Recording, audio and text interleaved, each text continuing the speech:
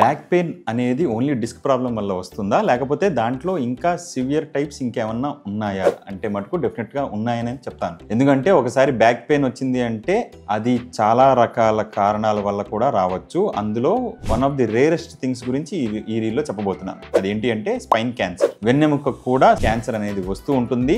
అది ఎలా మనం సిమ్టమ్స్ ద్వారా తెలుసుకోవచ్చు అనేవి కొన్ని రెడ్ ఫ్లాగ్ సైన్స్ అనేవి ఉంటాయి. అవేంటి అనేది ఈరోజు చెప్పబోతున్నాను. ఒకటి, నడుము నొప్పి అనేది కంటిన్యూస్ గా ఉంటుంది, పెరుగుతోంది. ఒక 2 నెలలైనా సరే ఇంకా అది తగ్గట్లేదు అనుకుంటే డెఫినెట్ గా స్పెషలిస్ట్ ని కన్సల్ట్ అవ్వాలి. 2, సడన్ గా మీకు వీక్నెస్ అనేది డెవలప్ అవుతాయి. కాళ్ళల్లో పట్టు తగ్గడం కానీ, మొద్దుబారడం కానీ, లాగడం కానీ ఇలాంటివి వచ్చినా వెంటనే స్పెషలిస్ట్ ని కలవాలి. ఎప్పుడైతే మీకు కంటిన్యూస్ గా ఫీవర్ ఎపిసోడ్స్ అనేవి వస్తున్నా స్పెషలిస్ట్ ని కలవాలి.